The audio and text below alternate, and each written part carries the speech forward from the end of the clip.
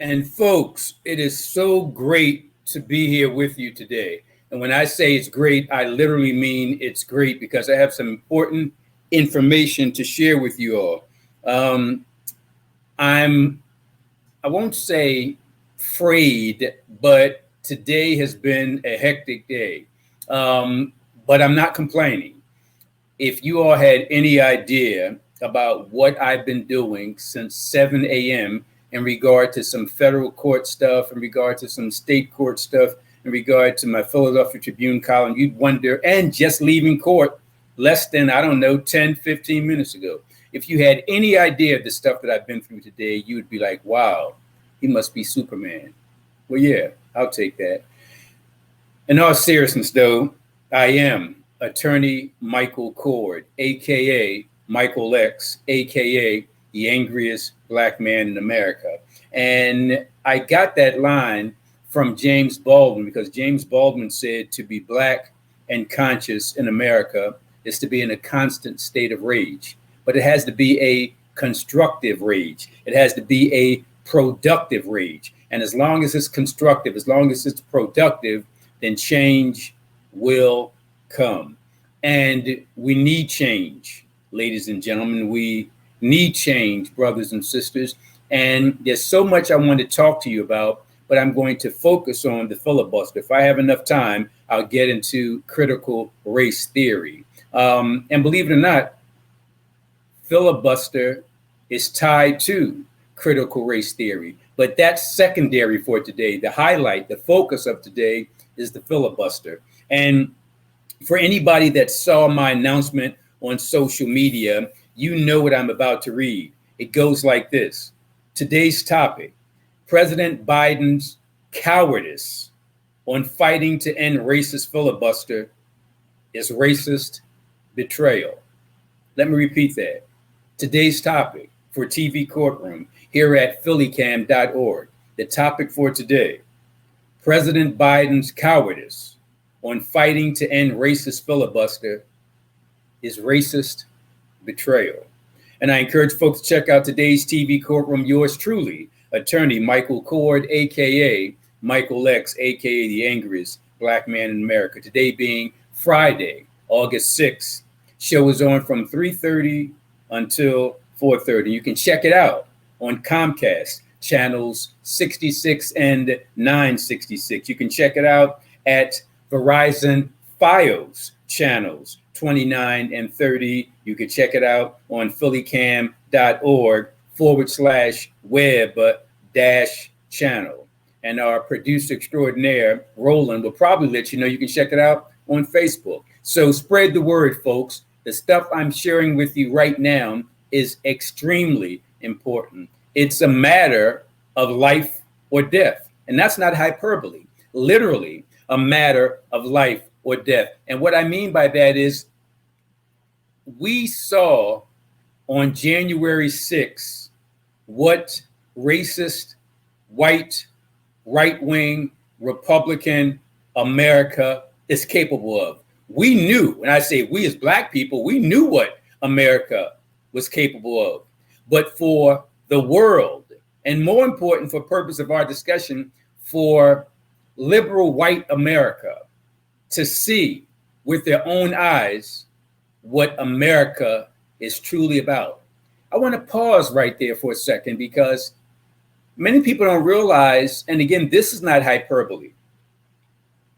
What happened in America on June 6, 2021, what happened after the November 2020 election was almost what happened in connection with the early days of Adolf Hitler before he became chancellor. Because people don't realize, but Hitler lost in his early elections.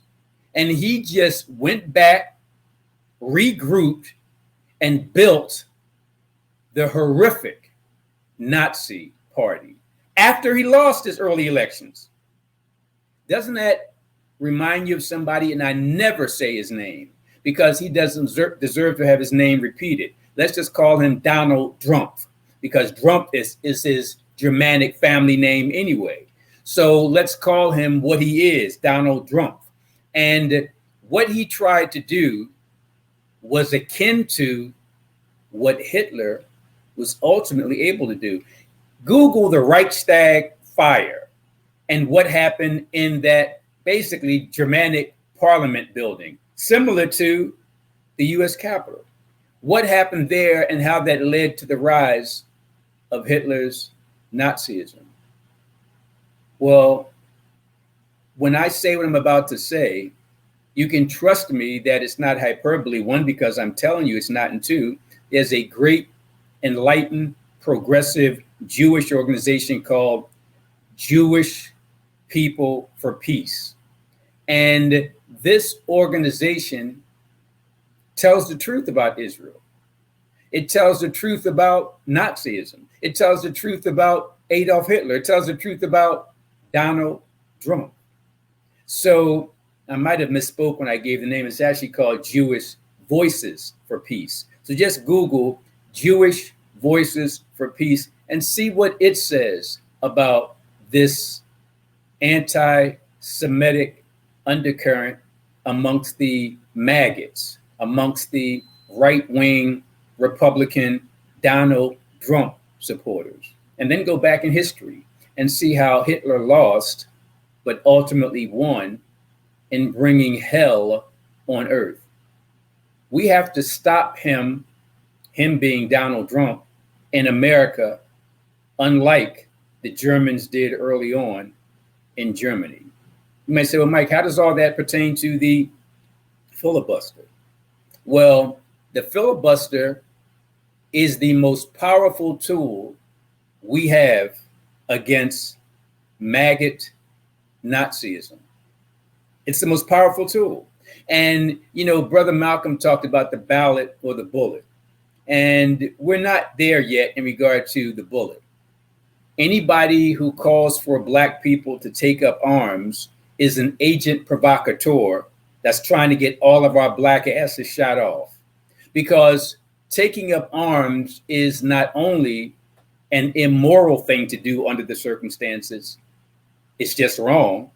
It's also an impractical thing to do because, as Mao Zedong pointed out, you only say power comes from the barrel of a gun when you have the guns. When you don't have the guns, you talk about power comes from the people. And that's what I'm talking about. I'm talking about a peaceful revolution against brutal racism, fascism, dumpism, Trumpism, whatever you want to call them. So we're not talking about a violent revolution. We're talking about an anti-filibuster revolution. Once again, that's why the topic for today's TV Courtroom show is President Biden's cowardice on fighting to end racist filibuster is racist betrayal. And I'm going to repeat this later on in the show, but if you see what I posted about today's show on social media, there's a poster that's included. And on the poster, it says, the filibuster is a Jim Crow relic. Eliminate the filibuster now. And there's a powerful group, a law-abiding group, a non-violent group, a peaceful group all across the country with the chapter right here in Philadelphia. And as you see, thanks to our producer and engineer extraordinaire, Roland, you see it's on the screen now. Now that poster you see, the filibuster is a Jim Crow relic. Eliminate the filibuster now. It's from a national organization that has a chapter right here in Philadelphia. The group is called Indivisible. And to get more information about Indivisible, I encourage everybody who's listening, who's watching, to Google IndivisiBlePhiladelphia.com. That's IndivisiBlePhiladelphia.com. It's a grassroots, progressive organization of activists who fight the good fight. And they're one of the many groups leading the battle to destroy and eliminate the filibuster. I want to say something early on before we run out of time. It's now 3:39, so we have about 51 minutes left. So I'm going to try to get in as much as I can. And by the way, folks, I'm going to tell you what I tell my students who I teach at Temple University. Make sure you got your pens out or your pads out or your smartphones, because you need to take down notes, because we're at war right now. And we don't want, once again, great producer, great engineer, Brother Roland, who posted on the screen, indivisible.philadelphia.com. That's where you get more information, because they're one of the, I have to say, here in Philly, probably the leading group here in Philly fighting against the filibuster, but doing some other great stuff. And it's a national organization that's doing other great stuff outside of Philadelphia, outside of Pennsylvania. But I encourage you to become a member by going to indivisible.philadelphia.com. So before I get into why the filibuster is bad and why we must do away with it, let me just start out by saying you heard the topic. And the topic, once again, is President Biden's cowardice on fighting to end racist filibuster is racist betrayal. Let me start out by saying that I truly believe that President Joe Biden is a good man. I believe he's a good man. He's not a revolutionary. He's not a progressive, but he's a decent man. He's a good man. So I'm not going to condemn him in connection with the filibuster, but I'm going to say that I'm going to call him what he appears to be, and that's a coward. He doesn't support the filibuster. He opposes the filibuster. So if he does not support it, if he's doing the right thing by opposing it, why doesn't he use his powerful position, the bully pulpit of the President of the United States of America, to stand up and fight against it? He's talking this mealy-mouthed stuff about how he's trying to work with the Republicans and negotiate. You can't negotiate with fascists. You can't negotiate with Nazis. The one thing I respect about the Republican administration, whether it's the president or if it's the Republican Congress, Republican Senate, they do what the hell they want to do. They get it done. They use their power. It's using power in a negative way, but they say, hey, we got the power in whatever, whether it's the president, whether it's the House, whether it's the Senate, and they use that power. The Democrats are kind of wimpy at times. They just don't stand up and punch people in the nose for justice. And that's what the Democrats need to do, metaphorically speaking. Punch somebody in the nose for justice. You don't politely fight against fascism. You don't politely fight against racism. You don't politely fight against apartheid and misogyny and slavery and Jim Crow. You stand up and battle. You don't run away like a coward. You don't appease fascists like a coward. You stand up and fight. When we look at Joe Biden, he's not some city council head. He's not some local mayor. He's not some state senator or House member or even a member of Congress or Senate. He's the damn president of the United States. And he has a majority in the House and Senate. When you factor in the vice president, you factor in the independents, use that power. Fight against those Nazis. Fight against those fascists. And how do you do that? Do you take up arms? No. Do you get violent? No. You use the bully pulpit of the President of the United States of America, and you end the filibuster. I won't have enough time to go through everything that I want to go through regarding the filibuster, but as I told you all early on, get your pens out, get your pads out, get your smartphones out, get your iPads, get your laptops, whatever, and jot down what I'm about to tell you. Let me start out by saying that the first thing you need to do is to read the article I wrote a couple weeks ago in the Philadelphia Tribune. Just Google phillytrib.com. That's Philly, Philly Trib, Trib. Philly Trib, that's for the Philadelphia Tribune, phillytrib.com. And when you get to that website, type in CORD, COARD, and type in filibuster. And by the way, filibuster is not as complicated to spell as it might seem. Phila, F-I-L-I, buster, B-U-S-T-E-R. Type in CORD, type in filibuster at the phillytrib.com website and read the article because it explains everything. In fact, as Roland is showing you now, search CORD for full articles about everything, including the filibuster. As I pointed out, the article is entitled President Biden's Filibuster Cowardice is Racist Betrayal. And here's what I write. The filibuster is a racist tool Then I say, but don't take my word for it. I'm just the self-described angriest black man in America. Instead, accept the word of a scholarly white guy. In fact, this scholarly white guy, his name is Kevin M. Kruse. Kruse is spelled Kruse.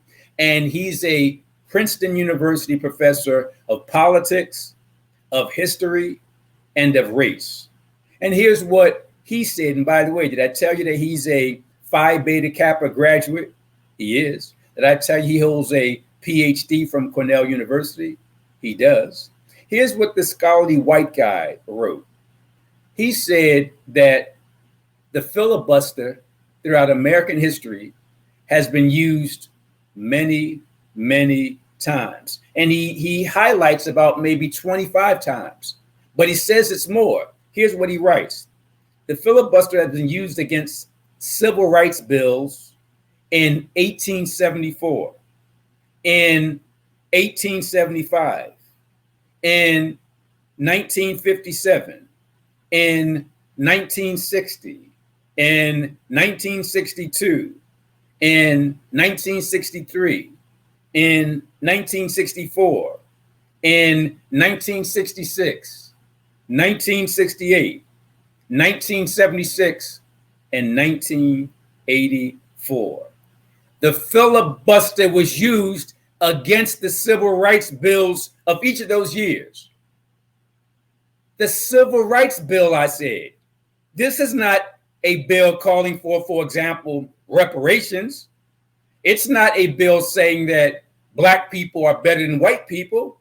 It's just some bills that talk about equality, that talks about civil rights for all. But the racist Republicans used the filibuster against each of those civil rights bills in 1874, 1875, 1957, 1960, 1962, 1963, 1964, 1966, 1968, 1976, and most recently, 1984. If you see racist Republicans using the filibuster against those civil rights bills, you know it's a racist tool. And again, this is not me telling you. This is Dr. Kevin M. Kruse, a scholarly white guy who's a Princeton University professor of politics, history, and race. He's a Phi Beta Kappa graduate. He holds a PhD from Cornell University. He's done the research. He's telling you it's a racist tool. You want more? The filibuster was also used against a pension for a black official in 1906. Let me pause right there. Congress was deliberating whether a black official in 1906 should get a pension. The racist Republicans used the filibuster to stop this black official from getting a pension in 1906. This stuff would be laughable if it wasn't so serious. You want more? Here's more. The racist Republicans used the filibuster to oppose the confirmation of a black official in 1909. They said, we don't want this black guy to get this appointment, so we're going to use the filibuster. And that's exactly what they did in 1909. You want more? And it gets better, or depending on how you look at it, it gets worse. The racist Republicans used the filibuster to stop anti-lynching bills. I got to explain that. Some enlightened, some liberal, some progressive congressperson said, hey, it's probably not a good idea to be lynching black people, so we're going to make lynching a federal crime, a hate crime. Republicans in 1921 said, no, you're not. And they used a filibuster against that anti-lynching bill in 1921. They did the same thing in 1922. They did the same thing in 1925. Did the same thing in 1935. Did the same thing in 1938. 5 different times when Congress was trying to do the right thing by declaring lynching to be a federal hate crime, the racist Republicans 5 separate times: 1921, 1922, 1925, and 1935, and finally 1938 used to filibuster to stop it. Who does that? Nazis do that. Fascists do that. Want more? Here's more. Black people not only shed their blood, sweat, and tears in regard to slavery, but as soldiers. So when some congressperson said, hey, there are Black World War I veterans who helped us win the war. So here we are in 1926, we're going to create a monument to honor those Black World War I veterans. Racist Republicans in 1926 used the filibuster to stop the creation of a monument to Black World War I veterans who made freedom real for America, who died for America, but couldn't get a goddamn monument because the racist Republicans used the filibuster to block it. You want more? There's more. There were bills that were introduced to stop racial discrimination in employment. This happened in 1945 and again in 1972. Both times, the Republicans used the filibuster to block it. You want more? Here's more. President Truman proposed some civil rights legislation in 1948. The racist Republicans used the filibuster against it. Truman did the same thing a year later in 1949. Again, the racist Republicans used the filibuster. He did it again to try to introduce, remember, these are just civil rights proposals. And the third time he tried it, 1950, 1950, what happened? The racist Republicans again used the filibuster. Now, many of you watchers might say, come on, Mike, you made your point, this thing is going on. No, I didn't make my point. Yes, it is going on, and it should. Who does this? Who blocks bills asking for equality? Finally asking for equality after being enslaved since 1619, and here we are in the 1900s, 300 years later, just asking for some equality. That's all, just asking to be treated the same. Despite the fact that we should be asking for equity, we should be demanding as Black people to be treated better than white people. Why? Because that's equity. If you, let's say it's a race and it's a 100-yard race, and the other guy in the race, the other woman race, whomever, they held you down, they shackled you, they enslaved you, they didn't feed you, they beat you, they whipped you, they lynched you, they did all of that. And while they were doing that, they were taking steroids and vitamins and exercising. So now the race begins, and here we are halfway through the 100-yard dash, and Black folks, remember, were still shackled and beaten and lynched, and the white folks got all the advantages, the steroids, the vitamins, the food, the exercise.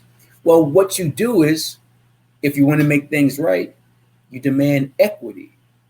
Equality means, okay, the white folks got 100-yard dash, got a 50-yard jump on us.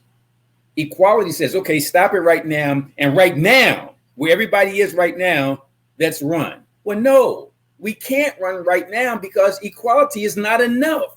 You can't just stop the race right here where we are and say, okay, let's start running now. We're going to give Black folks food and water and all exercise, all that kind of stuff, and let's just run. No, you got to have equity. Equity means stopping that white race, allowing the Blacks to catch up there while you stop the white folks from doing what they did to get ahead, and then even push the Black race ahead to make it level.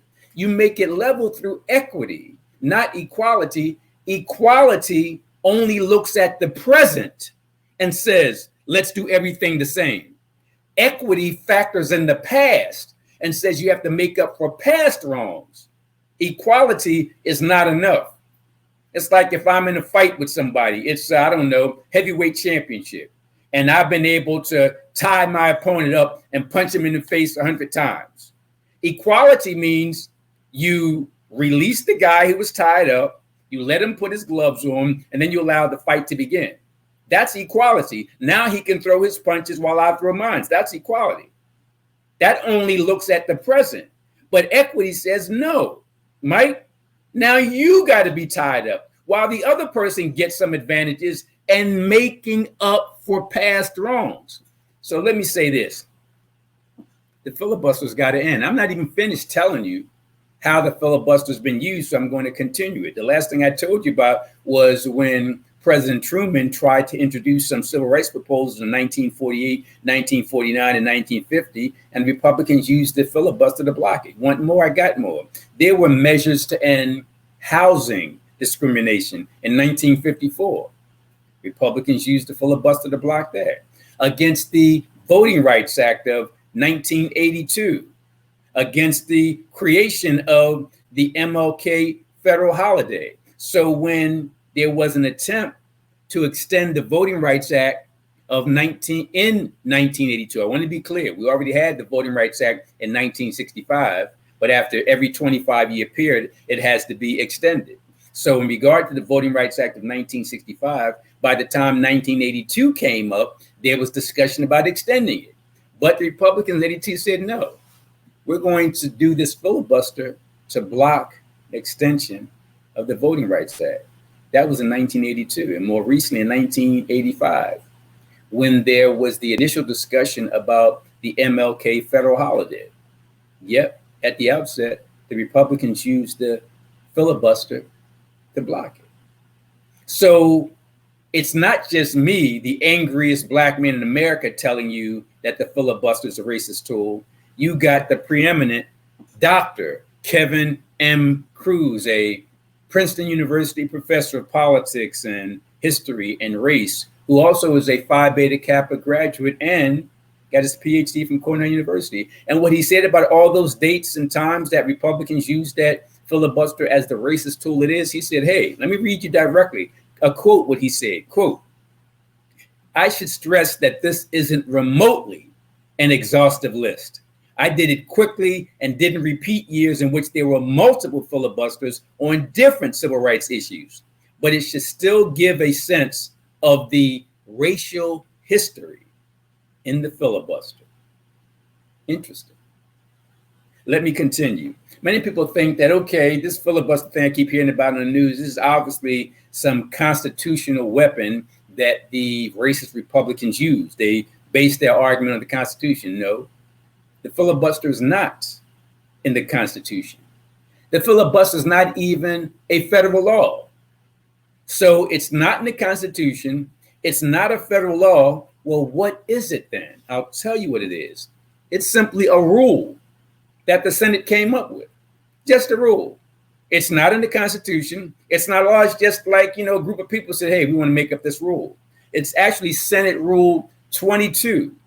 And the Senate came up with this rule way back in 1806. That's what it is. So in the same way you make a rule yesterday, you can reverse that rule tomorrow. Remember, it's not part of the Constitution. It's not part of federal law. It's simply some stuff that some guys in 1806, it was just guys, some stuff that some guys did, but it's long overdue in terms of eliminating it. Then you might say, okay, Mike, what exactly does Senate Rule 22 of 1806 do? Well, what it does is says, hey, we're going to create this rule where senators are permitted to speak for as long as they want until 3/5 of the 100 senators agree to end the debate.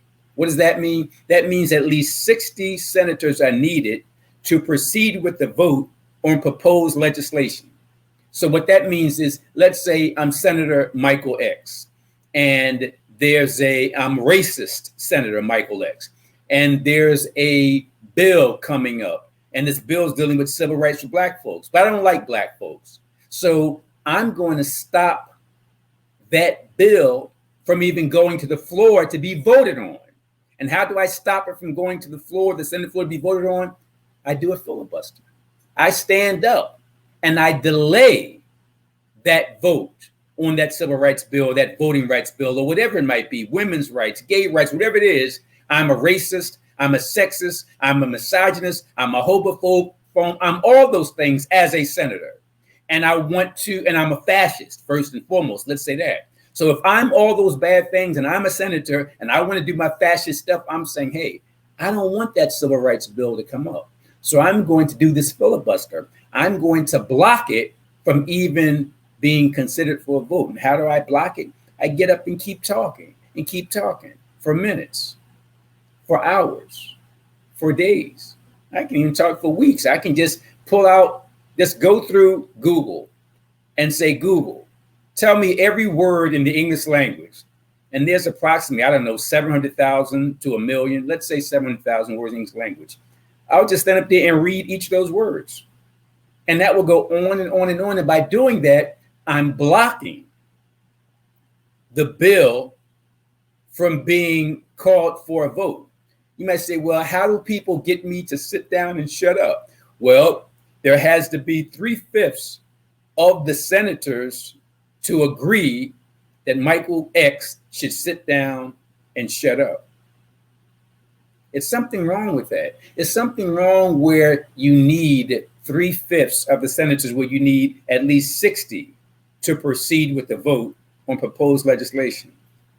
When you look at that, you can see why, for example, HR 1. HR 1 is known as For the People Act. And that's simply a House resolution that would expand voting rights for everybody eligible, and it would ban gerrymandering. Gerrymandering is when white racist Republicans look at an area that has people of color and white, and they're like, wow, it's too many people of color in this square area. So what we're going to do is to create this weird snake-like system. We're going to say this district, coincidentally, where all the white people live. You, instead of having that square box and say, hey, I'm running for office in that district, which is an even, equal square box, I got this snake-like convoluted district. And if you look closely, you'll find out that that's where the white people are. So you gerrymander these districts that don't look like a box, don't look like a circle, but has this snake-like convoluted structure. House Resolution 1, called For the People Act, would end gerrymandering and would expand voting rights. But it can't get to a vote because of the filibuster. Ending the filibuster would simply allow a simple majority to vote to make this law. In addition to HR 1, there's also HR 4. That's known as the John Lewis Voting Rights Act. And all that would do is to restore the Voting Rights Act of 1965. Now, follow me on this, because this could get confusing, but you all are bright, you all are smart, so you know what I'm talking about. Here's what happened. Back in 2013, that's 8 years ago, the Republican-controlled Supreme Court basically destroyed the Civil Rights Act of 1965. Let me repeat that and say it slower. In 2013, the Republican majority U.S. Supreme Court basically just vacated, voided, canceled, destroyed, eliminated the Voting Rights Act of 1965.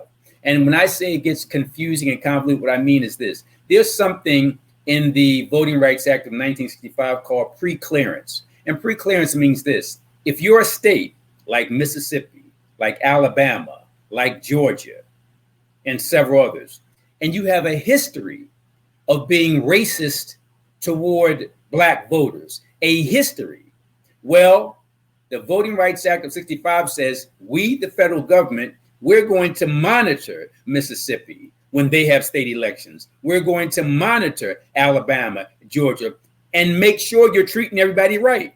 And if you're treating everybody right, we will clear you. We will pre-clear you. We will say, okay, your elections will now be legitimate. It's called the pre-clearance, because we got to watch you because you're a racist. I mean, for you, slavery didn't end in 1865. Black people were held in bondage through Jim Crow, through convict leasing in many southern states until the 1960s. That's in the lifetime of you, the viewer, or certainly in the lifetime of your parents. I'm not talking about 1619. I'm not talking about 1865. I'm talking about the 1960s, where many southern states had a slave-like structure known as convict leasing and Jim Crow. So in 2013, the Supreme Court, with a majority Republican membership, said, I don't think it's a good idea for the federal government to stop southern states from being racist toward Black voters. So this federal government can't monitor those southern states anymore. The federal government can't pre-clear the southern states anymore. In other words, the southern states can do whatever the hell they want to do. That's what the U.S. Supreme Court said in 2013. Well, H.R. 4, House Resolution 4, known as the John Lewis Voting Rights Act, that would go back and basically say, Supreme Court, you messed up. We're going to now pass a federal law saying that pre-clearance is appropriate until those southern states stop being racist toward Black voters. Well, we won't get to House Resolution 1, H.R. 1. We won't get to House Resolution 4, H.R. 4, because the filibuster blocks any attempt to get that far. But check this out.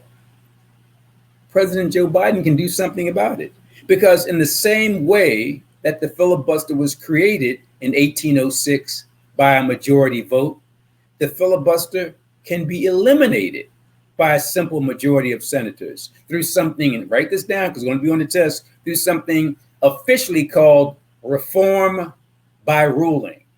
But the public and the media know it as the nuclear option. So all the president of the United States got to do, Joe Biden, get on the phone and talk to those two Democrats. I'll talk to you about them later in this show. Call them and say, yo, I understand that you trying to do this middle of the road centrist thing. I understand all that, but you effing up. You really effing up. So I, as the president, I'm going to shut you out on everything if you don't do the right thing by voting to end the filibuster. And I'm going to reach out to the Democratic House chairperson, and I'm going to say to Nancy Pelosi, these two Democrats, I want you to kick them off every committee. I want you to take away all the authority they got. They ain't even going to have no damn secretaries, no computers, none of that until they walk in lockstep. That's the thing that I respect about the Republicans. They make sure that all the Republicans are in lockstep, doing the wrong thing, but still in lockstep. The president and the Speaker of the House, they got power. They got authority. They can pick up the phone and shake things up when it comes to the two Democrats who are not doing the right thing. And by the way, we know who they are. They are so-called Democratic. And I say so-called because they don't act like Democrats. That's Senator Joe Manchin and Senator Kirsten Sinema, acting like Republicans, refusing to end the filibuster and causing the death of House Resolution 1 and House Resolution 4. In fact, I shouldn't even say causing the death. They're stopping the birth of House Resolution 1 and House Resolution 4. Let me do my English thing, because when I went to Cheney University before I went to law school, I went there to become an English teacher. So I'm really nerdy when it comes to the English language and grammar and words and word origin, in particular etymology. So I wanted to research first and explain to the listeners where the word filibuster even came from. Without spending too much time, it's actually a Dutch word originally, and then was followed by a Spanish word. And that Spanish word, by the way, the Dutch word simply means to pirate, using it as a verb. So when you pirate something, you take it over, you commandeer it, you control it. That's what pirates do. They see a ship, they attack the ship, and they take it over. So the Dutch word, which is similar, somewhat, slightly, in pronunciation of the Spanish word is filibustero. And that word actually means to pirate something. And that word didn't come into existence in American politics until the 1840s. And whoever used it in American politics in the 1840s used it against obstructionist legislators who were pirating the debate, who were taking over the debate, who were controlling the debate, who were monopolizing and commandeering the debate. And that's what pirates do. They commandeer, they take over. So in the 1840s, somebody looked at one of those congresspersons who was blocking something, who was an obstructionist, and for the first time called that person a filibuster. And the rest, as they say, is history. So any legislator who obstructs or pirates movement toward passage of a bill or even voting on a bill is a filibuster / pirate. Now, as I said early on in the show, I really believe that Joe Biden is a good man. I believe in his heart he wants to do the right thing, but he's such a good man that he tolerates wickedness. You can't tolerate wickedness. You can't tolerate fascism. You can't tolerate racism. You can't tolerate sexism. You can't tolerate homophobia. You can't tolerate wickedness. You can't tolerate insurrectionists who try to engage in a coup and kill congresspersons and lynch the vice president of the United States on January 6th. You can't negotiate with terrorists. You can't negotiate with insurrectionists. And that's what President Joe Biden is doing. He has the authority as the most powerful man in elective politics on the planet. The president of the United States has awesome powers. He can pick up the phone and he can tell congresspersons to do the right thing.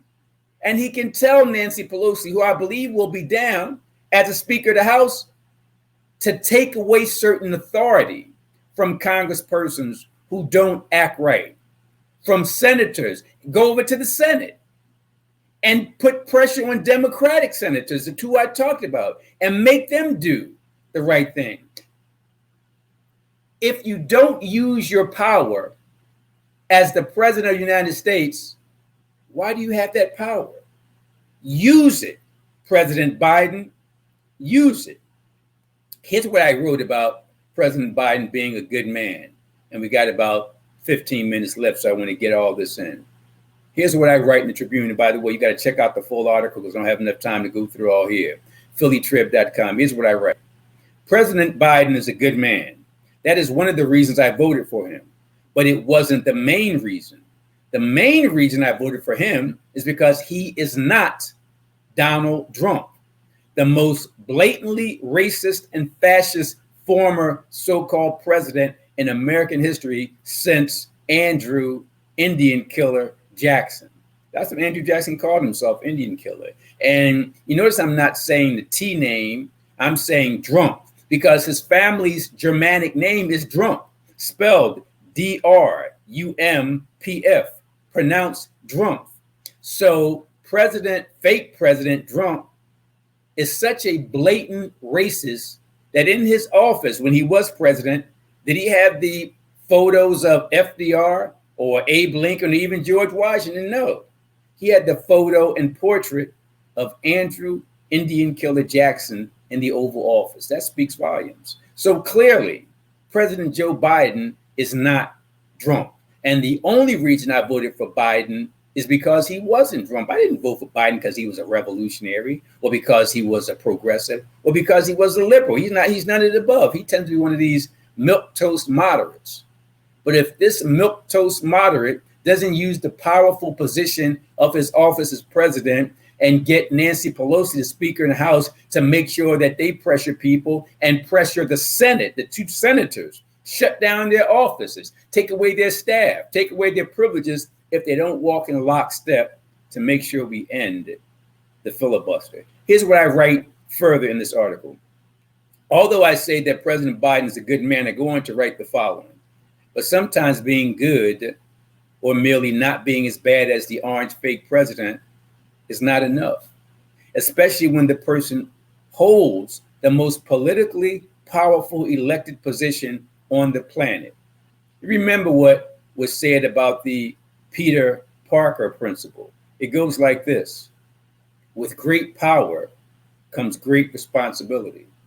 Mr. President, you got the responsibility to end the filibuster, to support legislation that would avoid what almost happened on January 6th. There was almost a coup on January 6th. And since then, Republicans have ratcheted things up. I'm going to tell you specifically how they've done it to make it so that those fascists no longer have to attack the Capitol. They can simply have state election officials do it behind the scenes. Instead of doing it with a hangman's noose, they do it with an ink pen. I'll tell you more about that in the final minutes here. Anyway, I go on to write in the article, a powerful leader must be more than good. He or she must also be brave. And if not brave, at least not a coward. So far, in regard to the Senate Jim Crow filibuster procedure, President Biden appears to be a coward. To paraphrase 19th century English philosopher John Stuart Mill, quote, the only thing necessary for the triumph of evil is for good men to do nothing. And President Biden, a good man, has done nothing to end the arrogantly racist filibuster, despite the fact that he's president only because Black people overwhelmingly voted for him. So we as Black people got him into office, asking him to do everything in his power to make sure our voting rights are protected. But he's saying, I'm not sure if we need to really get rid of this filibuster. Yes, we do, Mr. President.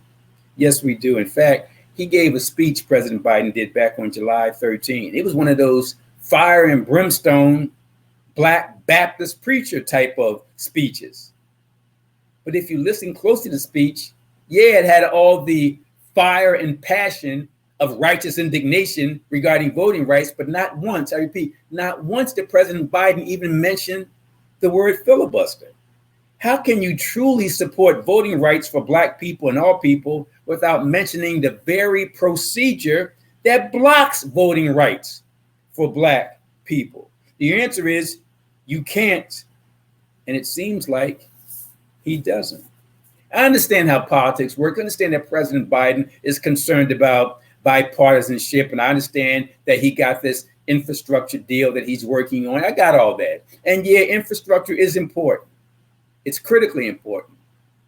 But Mr. President, if you don't have Democrats in Congress and have a majority Republican in the Senate and in the House and later in the White House, infrastructure means nothing when it comes to fascism.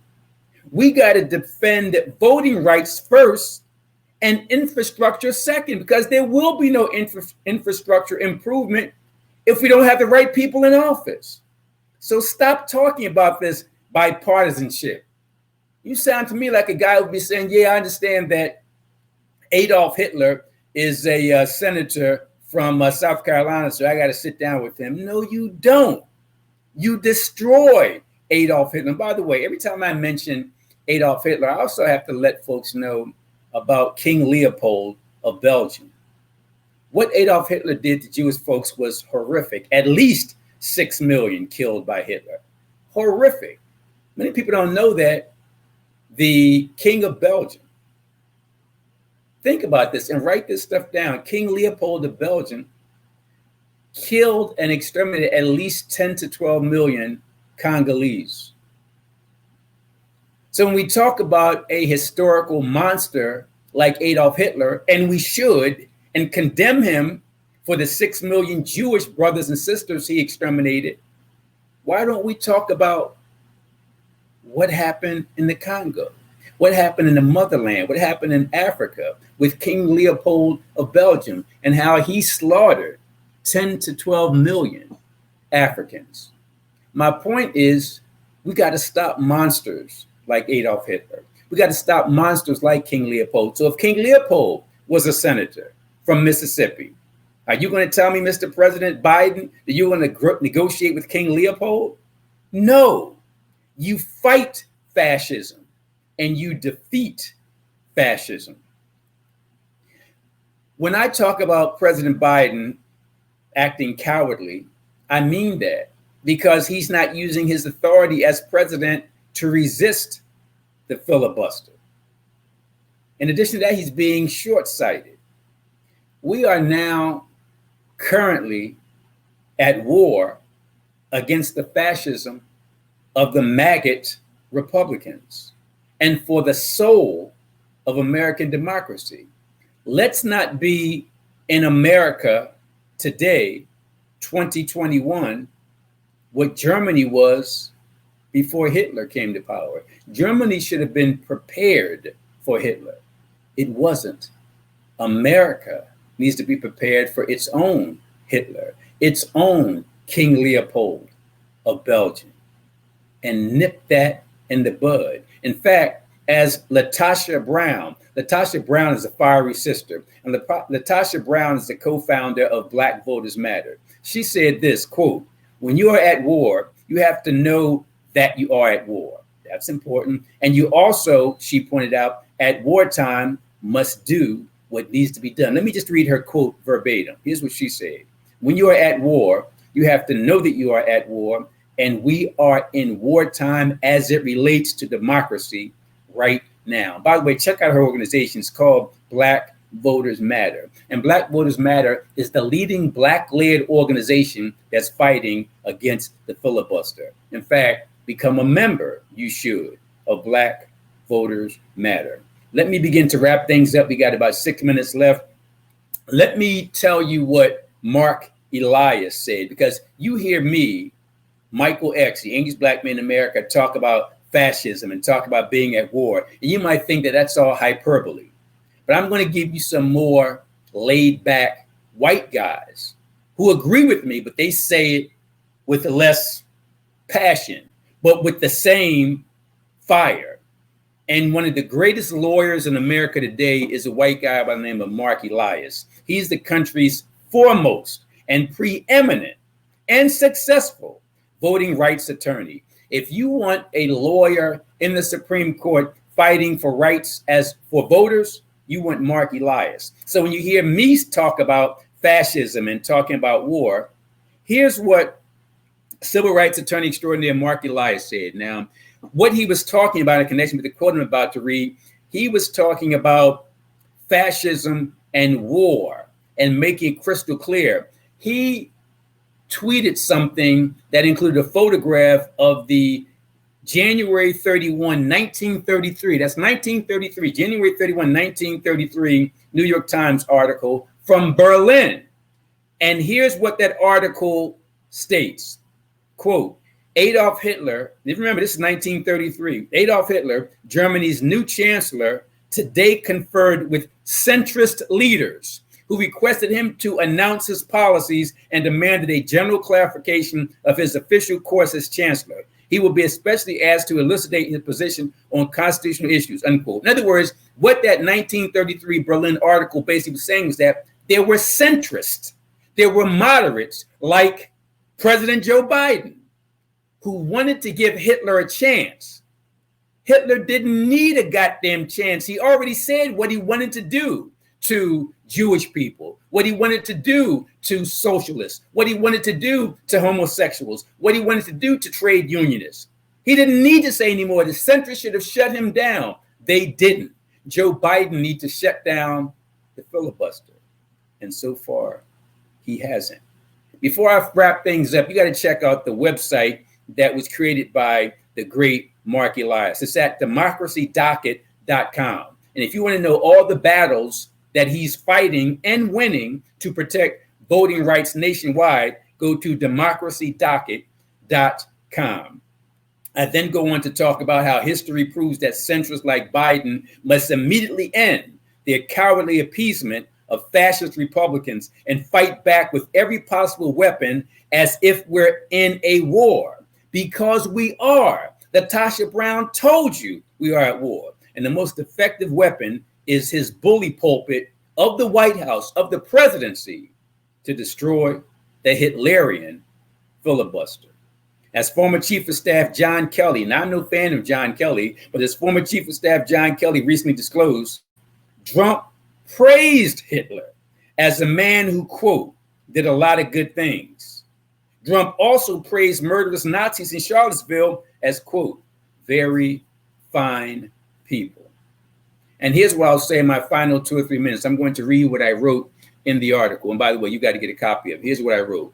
In addition, as Hitler maliciously masterminded or shrewdly exploited the arson of the Reichstag parliamentary building on February 27, 1933, to establish Germany as an officially fascist nation, Trump on January 6, 2021, fomented, encouraged, and praised the domestic terrorist who attempted in one fell swoop to crush American democracy by demolishing the Capitol, kidnapping and executing elected officials, and implementing fascism by violently reinstalling the loser in the White House.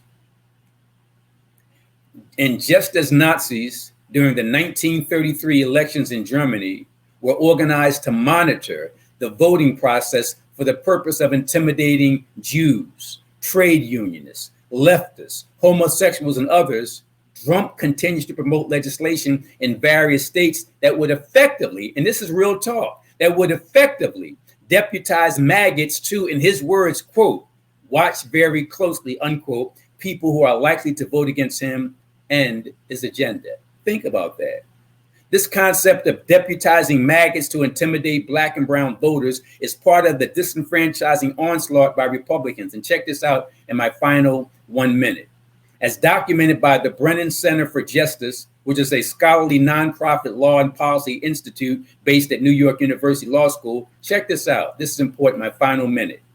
Quote, between January 1 and July 14 of 2021, more than 400 bills that included provisions to restrict voting access have been introduced in 49 states.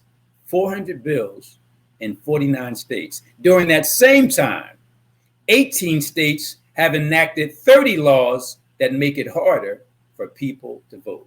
You got to follow up on this. And how can you do that? Log on to BrennanCenter.org. BrennanCenter.org. So, Mr. President, you're a good man. Do the right thing. Use your power. Stop being a coward. Now, I want you all to call the White House at 202-456-1111. 202-456-1111. Once again, call the White House at 202-456-1111 and thank President Biden for being a good man, but let him know what we really need is a brave man, or at the very least, not a cowardly man. I want to thank you all for tuning in, especially thank my and your producer, and clearly one of the best to do the work as not only a producer, but an engineer, and not just here at phillycam.org, but everywhere he does his thing, rolling. I'm going to end today's show by ending it the way I end every show. Think Black. I'm out.